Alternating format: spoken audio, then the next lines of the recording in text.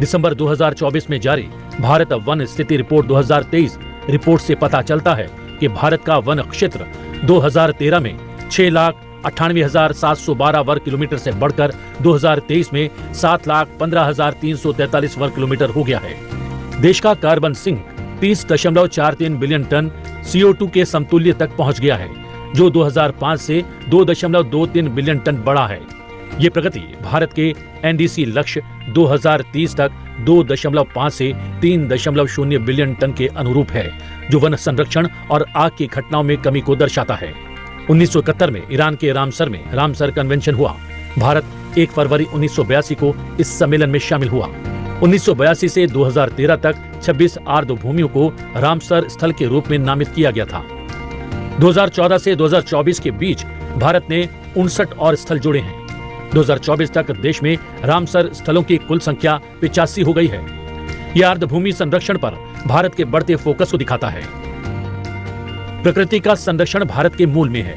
भारत में ये मान्यता है कि नदियां और जीवन साथ साथ चलते हैं। भारत में नदियां पारिस्थितिकी तंत्र की जीवन रेखाएं, पर्यावरण प्रबंधन, जैव विविधता, सुरक्षा और टिकाऊ पर्यटन में उत्कृष्टता के प्रतीक के रूप में शुरू हुई थी। 1987 में 10 यूरोपीय देशों को पहला ब्लू फ्लैग प्रमाण पत्र प्रदान किया गया, जिससे औपचारिक इको लेबल के रूप में इसकी शुरुआत हुई। भारत वर्ष 2018 में ब्लू फ्लैग कार्यक्रम में शामिल हुआ। भारत की पर्यावरणीय सफलता व्यापक वृक्षारोपण, गंगा की गहरी सफाई से लेकर वैश्विक अक्षय ऊर्जा दिग्गज बनने, चीतों को फिर बसाने से लेकर सौर ऊर्जा से गांवों को ऊर्जा देने तक नई कथा लिख रहा है, जो विरासत को नवाचार, स्थानीय कार्रवाई को वैश्विक नेतृत्व और दूरदर्शिता के साथ जोड़ती है।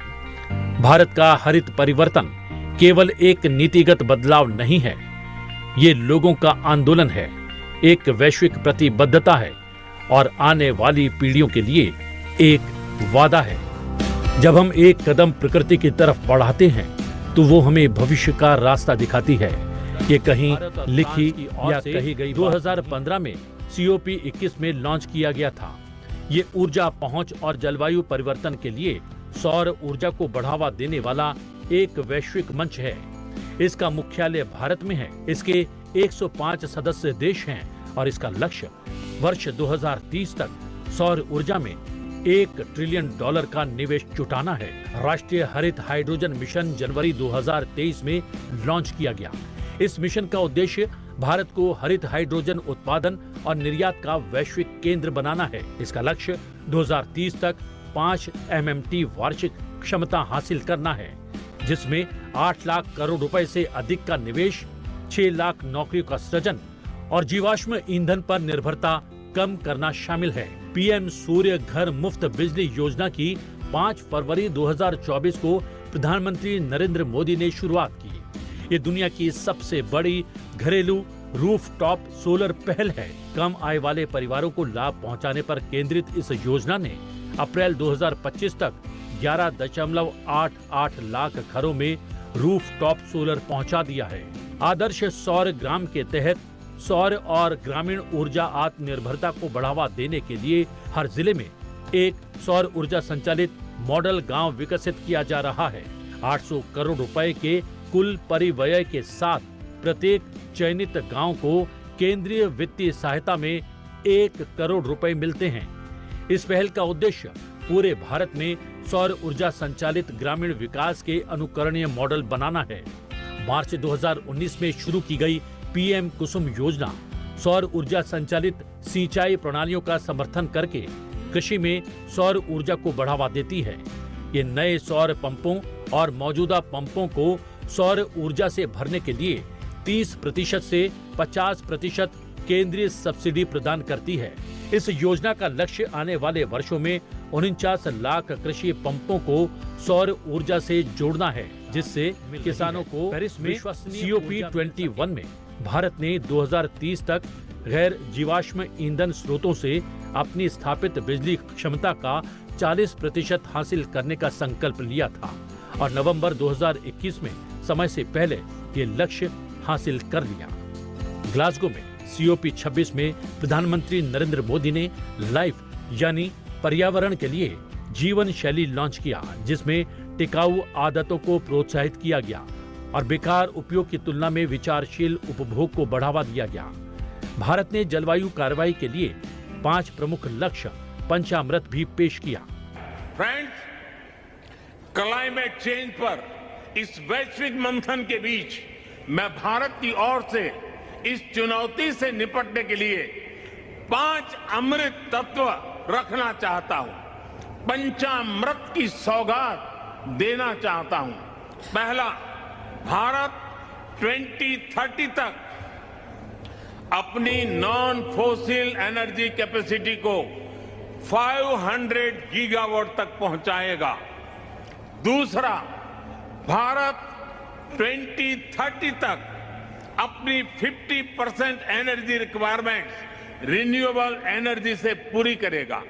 तीसरा, भारत अब से लेकर 2030 तक के कुल प्रोजेक्टेड कार्बन एमिशन में 1 बिलियन टन की कमी करेगा।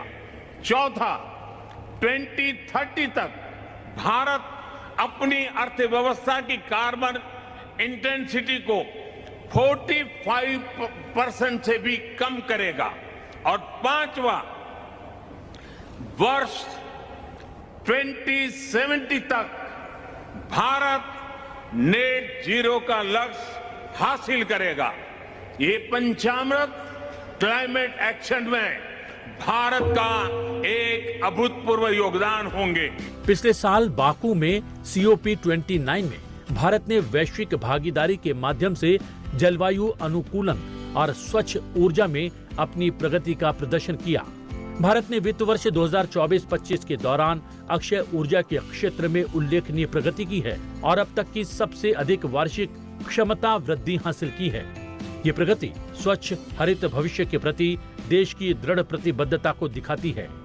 वित्त वर्ष 2024-25 में भारत ने अक्षय ऊर्जा क्षमता में रिकॉर्ड 29.52 गीगावाट की वृद्धि की है, जिससे कुल स्थापित क्षमता बढ़कर 220.10 गीगावाट हो गई है, जो वित्त वर्ष 2023-24 में 198.75 गीगावाट थी।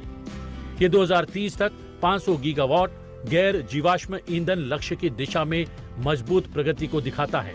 भारत की सौर ऊर्जा स्थापित क्षमता में 25.46 गुना वृद्धि देखी गई है, जो 2014 में 2.82 गीगावाट से बढ़कर अप्रैल 2025 में 71.78 गीगावाट हो गई।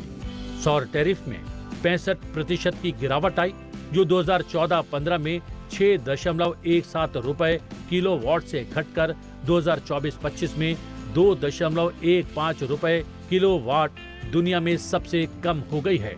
पवन ऊर्जा क्षमता में 2.38 गुना वृद्धि हुई है, जो मार्च 2014 में 21.04 गीगावाट से बढ़कर मार्च 2025 में 50.04 गीगावाट हो गई। सरकार ने 2030 तक 140 गीगावाट पवन ऊर्जा क्षमता हासिल करने का लक्ष्य रखा है। परमाणु ऊर्जा क्षमता में 2014 से 84% की वृद्धि देखी गई है, जो 2025 में 4.78 गीगावाट से बढ़कर 8.78 गीगावाट हो गई है। सरकार ने 2047 तक 100 गीगावाट परमाणु ऊर्जा क्षमता का महत्वाकांक्षी लक्ष्य रखा है। भारत अक्षय ऊर्जा देश आकर्षक सूचकांक में 7वें स्थान पर है। ये स्वच्छ ऊर्जा में इसके बढ़ते वैश्विक नेतृत्व को दर्शाता है। कई अभियान चलाए गए। 16 जून 1972 को पहली बार संयुक्त राष्ट्र ने स्वीडन में पर्यावरण के विषय पर कॉन्फ्रेंस का आयोजन किया था। स्टॉकहोम सम्मेलन के दौरान पहली बार एक ही पृथ्वी का नारा दिया गया। इसके बाद 15 दिसंबर 1972 को संयुक्त राष्ट्र महासभा ने एक संकल्प पारित कर हर साल 5 जून को पर्यावरण दिवस मनाने का ऐलान किया। तय हुआ कि इस दिन दुनिया भर में पर्यावरण की वर्तमान चुनौतियों और समाधान पर चर्चा हो। इस तरह 1974 में पहली बार विश्व पर्यावरण दिवस मनाया गया। पर्यावरण दिवस मनाते हुए करीब 5 दशक हो चुके हैं, लेकिन पर्यावरण पर चिंताएं जस की तस बरकरार हैं। पर्यावरण पर नई नई चुनौतियां पैदा होती रही हैं और पुराने मुद्दे भी अब तक कायम हैं। ऐसे में